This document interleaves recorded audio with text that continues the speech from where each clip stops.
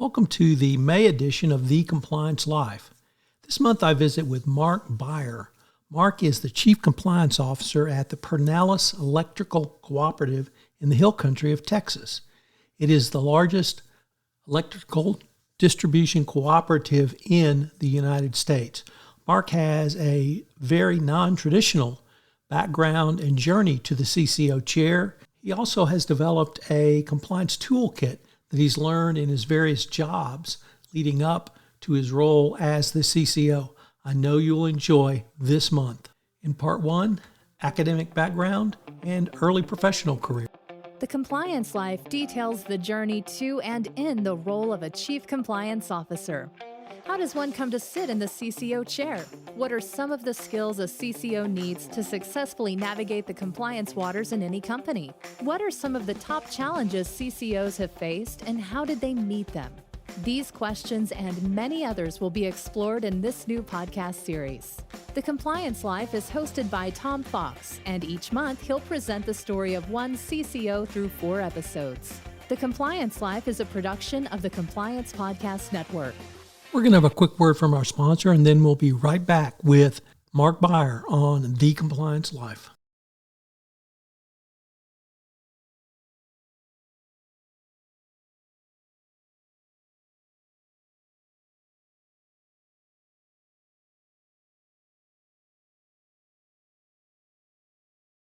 Hello, everyone. This is Tom Fox, and welcome to The Compliance Life for May 2022. Today, and for the episodes in The Compliance Life this month, I have Mark Beyer, and Mark and I are almost related because we were in close compliance communities in Houston, but he has one of the most unique stories I've come across of a Chief Compliance Officer. So I asked Mark if he would take some time to visit with us, and he graciously agreed. So, Mark, first of all, with that incredibly long-winded introduction, welcome, and thank you so much for taking the time to visit with me over this podcast series. Thanks for having me. So, could you start off by telling us a little bit about your academic background and kind of where you went after college? Yeah, so I grew up, outside of the Houston area, pretty large area, but outside of Houston, went to the Hill Country for college, and Texas State University. It was actually Southwest Texas my first 2 years. Changed their name, and then I graduated as Texas State University in San Marcos, Texas. One thing I think that I've always been good at is self-awareness. I know myself, I know my pros, know my cons. Looking at a major, I decided, marketing and kind of the creative side really wasn't necessarily my personality, and so I chose business economics, one of the more, usually considered dry topics, but benefited me quite a bit in my life so far, my career. So graduated from there. Looking back at it, I guess my compliance career started really in college. I worked for the police department there for 3 years or so. I got a lot of good experiences there, and loved the Hill Country. So, that was my education.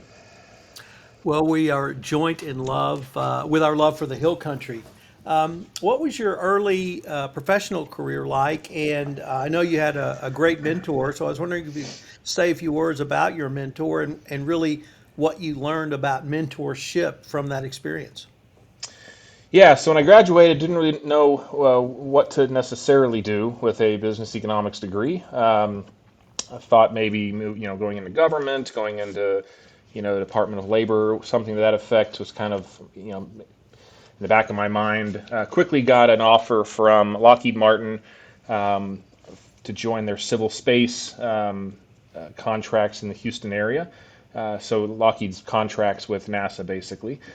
Steve Engel was the manager at the time over there, very experienced compliance professional. Offered me a job in international operations, is what we called it, basically essentially trade compliance, or generally known as trade compliance. Steve really was my first mentor. Unique guy. I learned a tremendous amount from him early on in my career. He really had a vision for the way he kind of picked and hired people, and I saw not only with me but with others he had hired before me and after me. But basically, he was really big in the mentoring kind of concept rather than kind of hiring a plug and play kind of person. He really wanted raw talent that he can kind of grow and develop and kind of mold into his type of a compliance professional, and that's what he did with me. And I've taken that and kind of tried to apply that on all the teams I've built throughout my career. Um, he also kind of quickly got me acquainted with being an autonomous, um, I guess, leader early on, because it wasn't but a year or two after I started at Lockheed. He moved to Vermont, and so I was essentially on my own here in the Houston area, and I really had to learn how to coordinate with a leader that was across the country at a very early part of my career. So. Lockheed was a great start, and that's really where I got I like to think I got my compliance kind of toolkit started, all the shiny new trade compliance tools I had, and at that point, really unused. Well, and that really brings up the point I wanted to ask you next about Mark. Could you tell us about, and I should also say, you're one of the first people I've interviewed that has been able to identify things literally from their first job that they've used in their learned for their compliance toolkit and use that going forward literally to the CCO chair. So could you go through the tools that you learned from Steve and at Lockheed, and later on we'll explore how you've used them, but what did you learn there?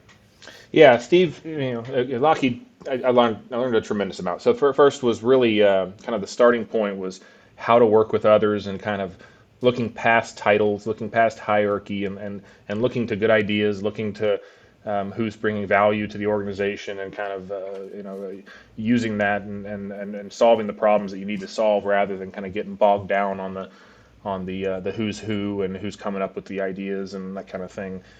Steve really was a collaborative leader, and that's where I really got kind of that start, from learning from him and my time at Lockheed. And the culture of Lockheed, was that way too. It was really, whoever has the best ideas come to the table kind of concept.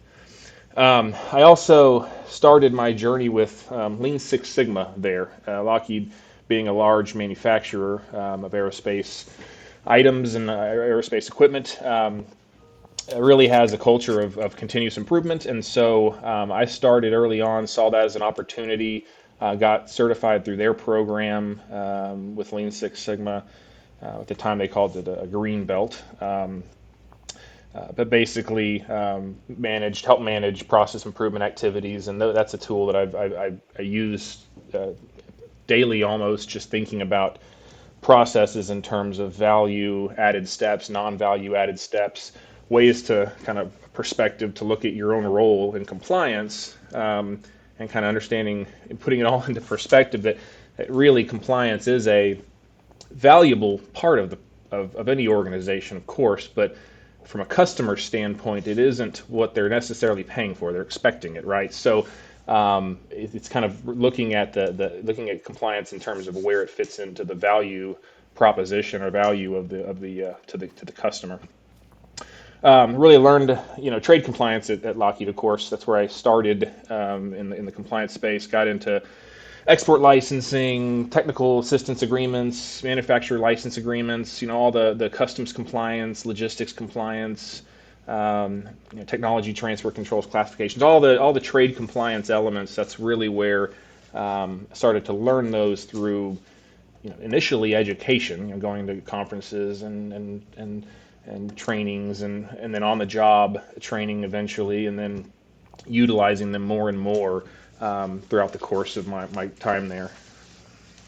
But also, kind of one of the bigger parts of important part of a compliance professional is understanding the role of compliance in the organization. And so, at Lockheed, I was lucky enough to really have management that respected compliance and respected the role, but really understanding how employees and how leaders kind of see a compliance officer or compliance professional's role in their organization, I got a good perspective of that at Lockheed Martin because of the way they manage and the way they work. And I was lucky enough, like I said, to have a seat at the table, generally speaking. But I also was good at finding ways to bring value to the organization so that my seat was worth it, right? So being flexible, being open to learning whatever needs to be learned to benefit the organization. An example was at Lockheed, one of the main contracts I was working on was